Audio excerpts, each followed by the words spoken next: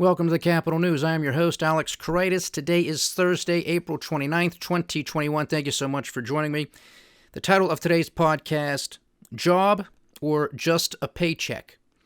As President Biden said in his address to Congress yesterday, he said, why should you have to choose between a job or a paycheck?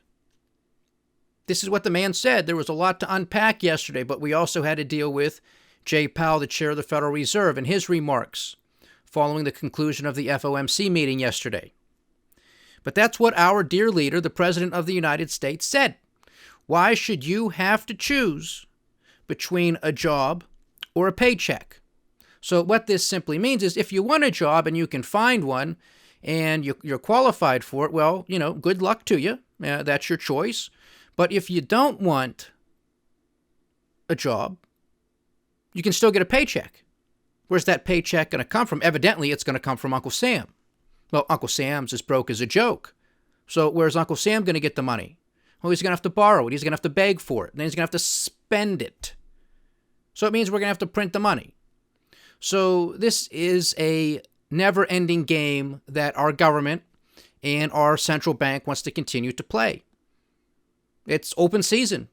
The Democrats are never shy about this type of stuff. They think money grows on trees. They don't understand the concept of money. A lot of people don't. Even a lot of people that have a lot of money don't understand the concept of money, its creation, its generation, where it comes from.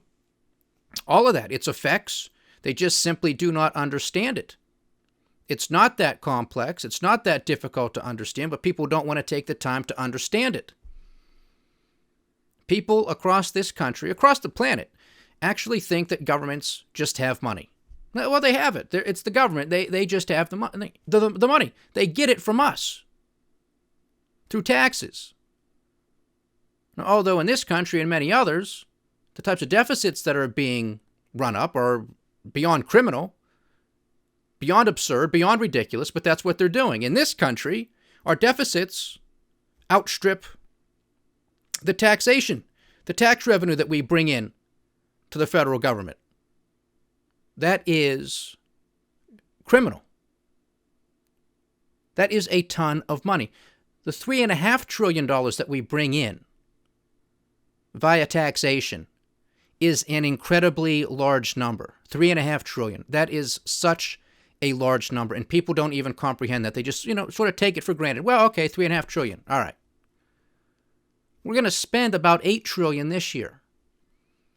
And that's just at the current rate. That's just with what has already been established. If the government should pass more spending measures, which they're likely going to, because even some form of infrastructure is likely to get passed.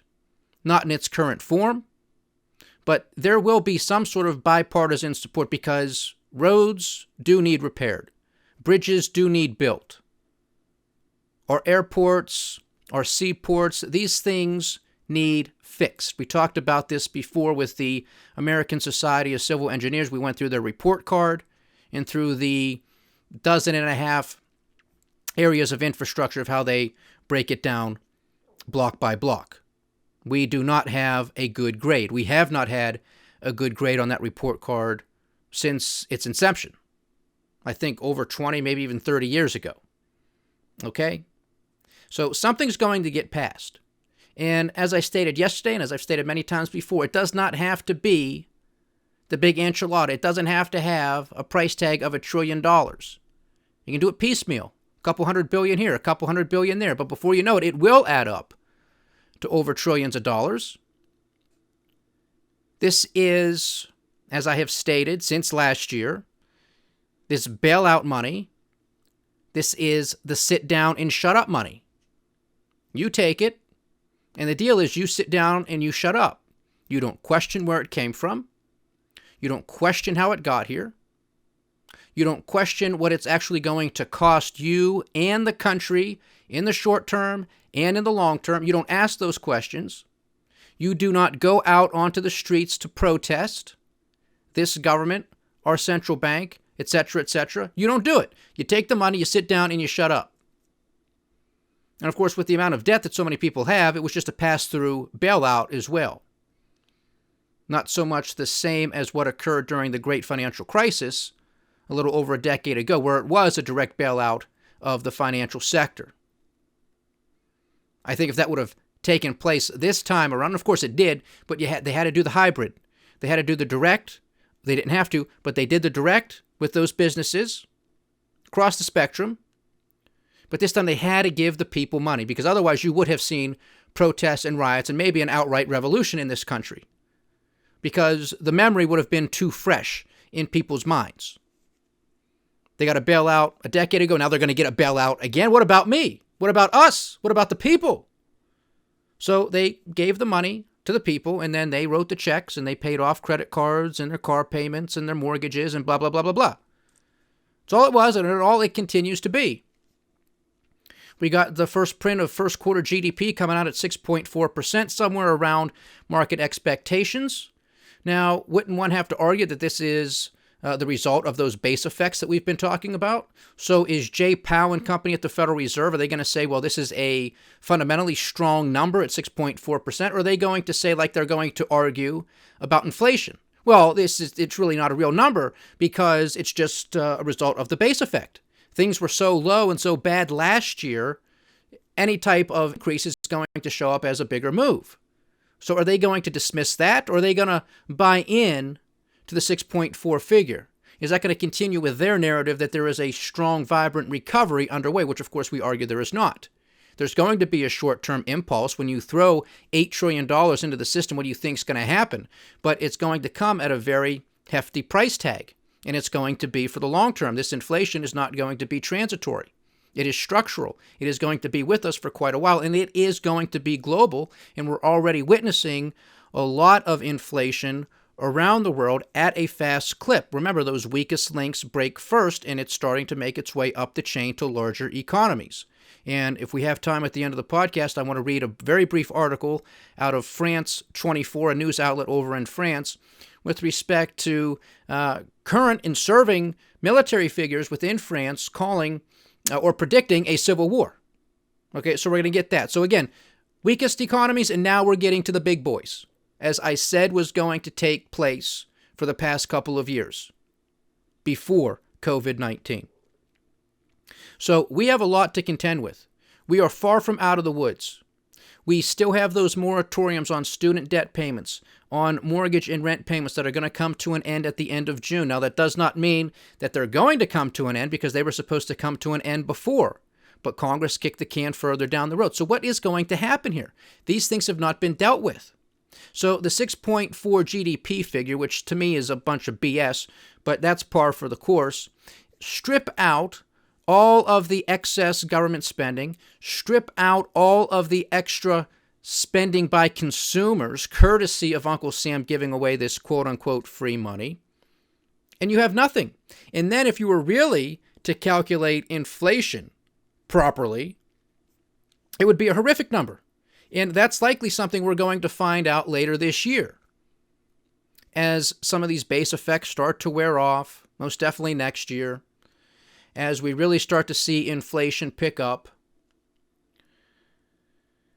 And all of these stimulus checks, I hope, stop. But they may not. There might be another round. They may keep coming. Some of this family package bill, whatever the hell Biden and the Democrats want to call this, more money per child, per month, blah, blah, blah, blah, blah. That's a lot of money. And a lot of people are still employed. They don't actually need it, but they'll take it. Government's giving it to them. They will take it. They will spend it. They will do stuff with it. But if you were to strip all of that out, how strong is this economy? It's not. That's why this is smoke and mirrors. This is a foundation built on sand. It is crumbling by the day.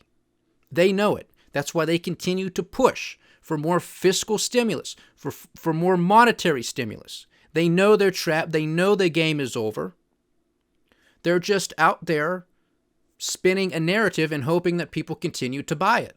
They hope that these stimulus checks really will serve as sit down and shut up money. They don't want you paying attention. They just want you to think you're the lucky little calf that's being fatted. They don't want you to realize that you're being fatted because they're going to take you to slaughter. That's what's likely going to happen. That's what's likely going to be the end result. The government does not care about you. So do you think all of a sudden they've become empathetic and sympathetic and really care about we the people? Hell no. Hell no. And again, I have 28 trillion pieces of evidence in my corner, and it's growing by the day. And according to the US debt clock, in 4 years' time, in 2025, I'm going to have 50 trillion pieces of evidence in my corner. You got nothing. You have, well, I like the Democrats, I don't like the Republicans, or I like the Republicans, I don't like the Democrats. Screw them all. They do not care about you. Stop supporting them. Stop giving them your vote. Stop giving them your respect. They have not earned it. They do not deserve it. Just because they say something that you agree with doesn't cut the smell test. It doesn't pass it. It's no good. Look at what they have done. $1 trillion deficits, one administration after the next. They don't care. There is no structural reform, but there are structural problems.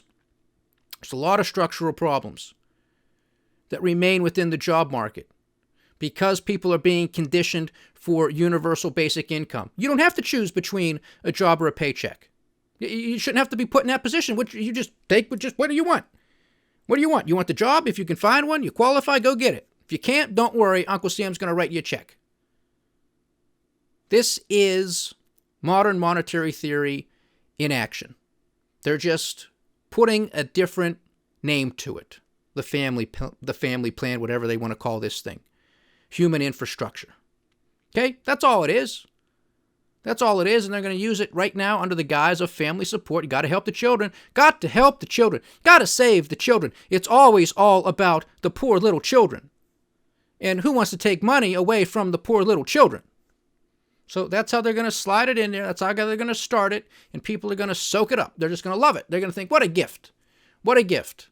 Not realizing the inflation that this generates, because that's the money printing, the upward price pressure, so the effects of that inflation. People just aren't connecting the dots. And then the direct taxation that is going to have to be levied in order to help pay and finance this, which I have been preaching and screaming about for the past 2 years. You cannot run trillion-dollar deficits and not have your taxes go up. And of course, that wasn't a problem for the fiscally responsible conservatives under the Trump administration and when the Republicans were in control of Congress. But now it's a problem. Now the Democrats are in charge, and woe is us. Woe is us. Can't have trillion-dollar deficits. Now this is out of control. And people continue to buy, conservatives continue to buy it, and conservatives continue to hope that, my goodness, if the Republicans can't get the act together and win in 2022, it's unbelievable. What if they win in 2022? What are they going to do? They'll just spend more money on their side. It's all it is. It's just their form of big government. And round we go. How people cannot see this is beyond me, but it's just, hey, I want to be a part of the red team or I want to be a part of the blue team, and that's it. Whoever's there, that's our team. We don't care. It's all about winning. It's not about the country. And of course, the country suffers as a result of that mentality. So GDP with the bogus 6.4%, as far as I'm concerned, strip out all the government spending, strip out all the extra consumption by the consumer because of Uncle Sam's checks, really calculate inflation as it's supposed to be calculated, and you got nothing. You have nothing at all. It's all smoke and mirrors, but people are going to buy into it. Market performance, we have the dollar index up slightly overnight at 90.65, 90.65. Bitcoin trading at $54,000 a coin. Not too much market movement in Forex overnight currently. Overnight futures trading on the equity markets. I'm looking at a sea of red here. We have the Dow Jones Industrial Average down about 0.2%. The S&P 500 down about 0.3%. NASDAQ 100 also in the red, down 0.5%. Cash trade in Japan also in the red, down 0.6%. A sea of red across the pond in Europe, with the exception of the Spanish markets putting on a gain of 0.25%. Cash trade in Australia also in the red, down about 0.9%. And Chinese stocks also in the red, down 1.2%. So you would think on all of this fantastic news of GDP, just 6.4% in the largest economy on the world, wouldn't everybody be happy? What's going on here? WTI $64.50, Brent $68 $70.10. So inching ever so close to that 70 handle once again, and we're likely going to get there and probably exceed it. Natural gas, $2.89. Gasoline still north of $2 at $2.09. Gold and silver pulled back today and are continuing that overnight. Gold, $1,769 per ounce. Silver at $25.95 per ounce. Copper pulled back just a little bit today as well. $4.48, but still close to the all-time high, which it just hit. So we continue onward and upward in the commodity space. And to round it out, Uncle Sam's 10-year junk note yielding 1.65%. 1.65%. So we'll continue to monitor this story. As I stated yesterday, we have to be on the lookout for a large supply of treasuries coming onto the market, because you don't just get to spend $8 trillion because we don't have it. We just simply don't have it. If you just took in the $3.5 trillion, where's the extra $4.5 trillion coming from? That's going to be our deficit. Where's it coming from? Oh, wait, well, we're going to have to issue treasuries. Who is going to buy them up? That is a lot of money. That ain't chump change, folks. That's a ton of money. So it's going to be the Fed, because foreigners don't want it because it's junk. I mean, there's going to be some foreign appetite for it, but not too much. Not too much. We've already seen a distaste by foreigners for U.S. debt, and they're dealing with their own problems as well. They got to do the same thing over there. So ECB's buying theirs up, Bank of England's buying theirs, Bank of Japan, Reserve Bank of Australia, People's Bank of China, etc., etc. It's the same game. And what's going to happen, of course, now, I think, is when we hit the next leg down, now central banks are going to have to decide who they're going to save. They're going to save the government, or are they going to save corporations? Because they're not going to be able to do both. Because this is the world of exponential, and unfortunately, with this respect, it's in the wrong direction. So they're not going to be able to go in and do like they did last time with these emergency facilities and actually go in and buy debt, corporate debt, of the world's largest corporations. And again, I stress the world, not just U.S. corporations, but the world's largest corporations. They bought their corporate debt. They didn't have to. They bought corporate debt of Apple and Verizon and so many other mega cap stocks. They didn't need bailed out. They have the cash. They didn't need it. Yet, there's the Federal Reserve coming in. And Jay Powell was asked a question yesterday about the homeless camps that are almost around his office down in Washington, D.C. He drives past them to get to work. Oh, well, we have these policies, and I am going to go see them, he says, but I've been awfully busy, and I'm going to wait till things sort of settle down because I don't want the news media to make the story about me. You know, it could be any of us. It could be you, he said to the reporter who asked the question. It could be you. It could be your sister. But, of course, he never said it could be him. No, of course it's not him because he has access to the printing press. He ain't going to be living outside in a tent. No, it's going to be you or your sister it could happen to, but not to him. Can't happen that way. No siree. But he can't figure it out. He can't help those people. He can give money. He can lend it to the world's largest corporations that don't need it, but for somehow he can't figure out how to give it to the man on the street. Not that I am arguing for that. I'm totally against that. But come on. Well, I mean, in our face, taking us for suckers. You can give it to Apple, but you can't give it to Joe Schmo on the street. Yeah, all right. Because nobody overrules you. Who's going to stop you? They've already broken their charter. What do they care? Congress doesn't care. Congress loves it because it finances all this stuff, so they don't have to go back to you and say, "Oh, hey, we messed up. We got to make some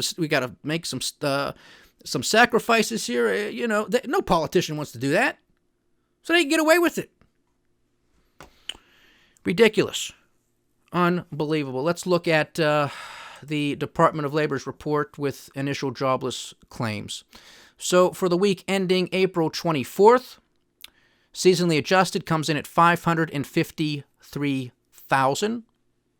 Last week's figure was revised upward by 19,000 to now sit at 566,000.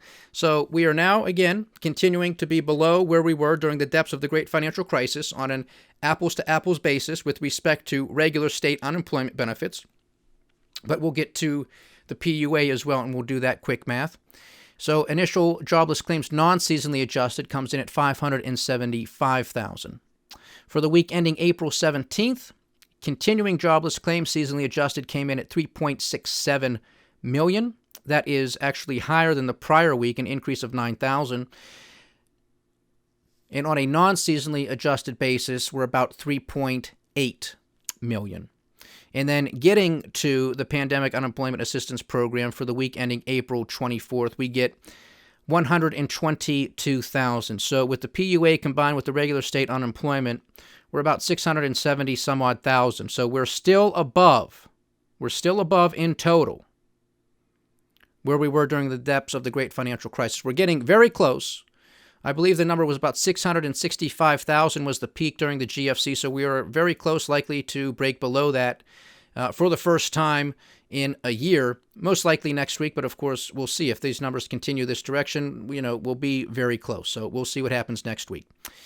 In aggregate, regular state, federal employees, newly discharged veterans, the PUA and PEUC programs, extended benefits, state additional benefits, and a work-share program gives us a grand total of 16.6 million in aggregate, still collecting some form of unemployment insurance. This is for the week ending April 10th. Recall that the aggregate figure lags by a couple of weeks. So 16.6 million. This is a week-over-week decrease of 846,000. The biggest decreases being in the PEUC program, a decline of 413,000, followed by the PUA program, a decrease of 335,000, and regular state unemployment benefits, a decrease of 73,000. At 16.6 million, this gives us a de facto unemployment rate of about 11.9%, still right around double the official unemployment rate, which currently sits at 6%. Next Friday will be the first Friday for the month of May, so we will get the official jobs report for the month of April, and of course we will go through that report in its entirety as we have been for the prior year. Federal Reserve's balance sheet cooled off from last week's all-time high, decreasing by $40 billion. That's basically chump change, almost doesn't even register on the chart, but that's been par for the course. We've seen what the trend has been back-to-back all-time highs, followed by a little bit of a reversal, and then it goes back up and up, okay? So we're still at $7.78 trillion. $7.78 trillion on the Federal Reserve's balance sheet, just flirting again with an all-time high, as we made last week, again just below it by $40 billion. And that is ultimately the narrative that matters. If the equity markets continue to buy this narrative of liquidity, and the bond market for that matter too, and so many others, if they continue to buy it, then we will continue to grind higher. When the market says enough is enough for whatever reason, system exhaustion, something else, some sort of exogenous shock, well then, that might be kaput. It might be game, set, match. Your guess is as good as mine when that happens, but I do believe market forces will prevail at the end of the day. And as bad and as devastating as it's going to be, I am actually hopeful for that, because that means that market forces still actually exist. Otherwise, we are completely 100% command and control. I don't want to live under that type of regime, do you? It's going to be painful to deal with the market forces because of all of the crap that these idiots have put into the system, but at least if there is that type of collapse, and it doesn't mean it has to be a quick crash, it could be something that takes time to resolve itself, but my goodness, that's what you actually want to see, because that would be getting rid of the waste and the malinvestment and the over-leverage. That's what you want to get rid of. That would be getting rid of the zombie corporations out there, which are extensive, or at least have them restructure. That's what we want to see. And I hope that does happen, as painful as it's going to be, because otherwise, the alternative is complete command and control economy. Totally a first world banana republic. No ifs, ands, or buts about it. We're already getting close to that point. That's going to be what breaks it. Or that's what's going to be that makes it. So we're either going to be in a first world banana republic, no ifs, ands, or buts about it, or market forces are going to take over, and it's going to look like a banana republic because of what they've done. But at least, hopefully, after that, if market forces do prevail, we can rebuild from a solid foundation. But again, I have great concerns as to who's going to be at the helm pushing what narrative. Will they blame free market capitalism, which has absolutely nothing to do with what we are in? Or will people adopt more socialism, communism, fascism, or some other system that they think is fantastic? Because that's the mindset. And there's not much difference between fascism, communism, and socialism. There's really none. You can use them interchangeably as far as I'm concerned, because it's command and control. It's just a question as to whether or not there's a cozy relationship between big business and big government, or it's just all government. But at the end of the day, it's almost all the same. So use which word you want. Now, since M1 and M2 are updated monthly, we do have those figures. So M1 has hit an all-time high at 18.68 trillion. That is a big number, folks. 18.68 trillion. Of course, they rejiggered the calculation, and we caught that just in time on the Capital News with our Capital Economics presentation. Check those out. We did those, I think, already back in February. You can check those out on thecapitalnews.com, and you can still find them on our YouTube channel as well. Monetary Measures, Part 1 and Part 2. So you can see what I'm discussing here with these vertical charts and how it's all about liquidity and throwing money into the system and watching the stock market continue to grind higher with it. The correlation is... You can't miss it. You can't miss it. So 18.68 trillion, that is a month-over-month increase of $280 billion. $280 billion, chump change. And then M2 also hitting an all-time high at 19.89 trillion, and that was a month-over-month increase of about $250 billion. So chump change there as well. These are huge numbers. You have to recall during the Great Financial Crisis, the broadest monetary measure at the time was M3.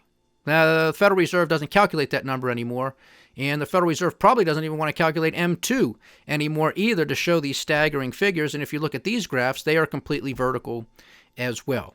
That's what we are living in. The game is over. They are doing their best to keep it going as long as possible in the hopes that people continue to buy into the narrative. And so far, so good, because as long as you're getting your stimmy check, I will sit down and shut up, won't you? Until it's too late, and then you're not going to be able to do anything about it. This is out of France 24. Ex-generals face sanctions after they warn of civil war in France. 18 serving officers who signed an open letter warning about the risk of civil war in France will face sanctions before a military council, the chief of staff of the armed forces said on Wednesday. Each one will go before a senior military council and could be delisted or put into immediate retirement. The open letter, published by a right-wing magazine, predicted that failure to act against suburban hordes or residents of mainly immigrant suburban areas and other groups who scorn our country will lead to civil war and deaths in the thousands. The main instigators of the letter are alleged to have ties to far-right anti-immigration movements in France. The letter went on to say laxist government policies would result in chaos, requiring the intervention of our comrades on active duty in a perilous mission of protection of our civilizational values. Okay, so it appears from this write-up out of France 24 that they want to put this on far-right fanatics, okay, which is very akin to what we witness here in the United States when MSNBC and CNN pick on anybody who wants to protest the government. Well, it must be some far-right radical group. And that's also something that needs to be paid close attention to, because President Biden mentioned how they are going to start perhaps looking at quote-unquote white supremacists, whatever that means, because they'll just define it however they want, as basically domestic terrorists. So he's basically going to perhaps weaponize the FBI and the Justice Department to look at these groups. So anybody, most likely, who's just simply white, who is protesting the government, could fall into a bucket that you are a white supremacist and you are a major threat to the United States of America. So it could very well be true that these military personnel over in France do belong to the right wing, but that does not mean that they are wrong in their assessment that a civil war could break out. It also doesn't mean that the current policies being enacted by the French government, that doesn't mean that they're not correct. Doesn't mean that the French are doing everything right, because they're not too. They are running massive deficits. They got debt out the yin-yang. It's the same song and dance, but now you are dealing with a major economy. Start with the weakest links, make your way up the chain, and here we are. Now, I hope that France does not break out into civil war, but I'm not going to be surprised because I've been talking about this for 2 years. People are upset, and we haven't even seen the full effects of the inflation yet. You have to recall the Arab Spring, back under the Obama administration, a lot of that was kickstarted because of food price increases. I mean, look how much money we have printed now compared to what took place then, which was shortly after the great financial crisis. It's no contest. Not even close. So, if that caused a problem 10 years ago, what do you think is going to happen now? You still got the locusts over in Africa? Yeah, I know. They're still there. I don't think they're as bad as they were, but they're still over there. I've come across an article the other day that they're still tearing up grazing fields and crops and everything. So you're still dealing with that. You still got all of these supply chain disruptions. You got a lot of weather problems globally that are already affecting crops. So on a supply-demand basis, you're already getting screwed over to higher prices. With all of the money printing from one government central bank after the next, you got that actual monetary inflation, which is going to make its way into these products, and we're already witnessing that with base metals, with industrial metals, with precious metals to some degree, and with agricultural products. This is going to continue. It is going to get worse. Revolutions are fought on empty stomachs. I say it here all the time because it is true. And so many poorer nations have to spend a disproportionate amount of their income on food. So the more they have to spend on food, the less they have to spend on other things. Sending their kids to school, opportunities in a job market, paying a heat bill if they have heat, if they're lucky enough to have heat, or electricity, or for air conditioning if they're lucky enough to have it. They probably don't. Clean water. All these other things, medical care, all of these other products and services, they're going to have fewer dollars to spend on that. And we know the backlash that we saw in 2019 from one country after the next because of sometimes they were even small increases in taxes, increase in fuel or diesel prices. It was relatively small, but it was the final straw. These people were tired. They were sick and tired of being sick and tired, and they broke. And they protested and they rioted. Calls for revolutions. Nothing was fixed in 2020. In fact, it was all made worse. And so we are going to be dealing with these repercussions in this country and globally throughout the next couple of years. I think this decade is going to almost be hell on earth. That's not a pretty picture. I don't like saying it, but you can't do this stuff. You can't do this stuff and not expect negative consequences. But they're going to do their best to kick the can as far down the road as possible, and we'll see what comes of it. So, job or just a paycheck? It's your choice. Free money, I guess. Stay diversified, stay vigilant, and stay with the Kapital News. I am Alex Koritis. Godspeed.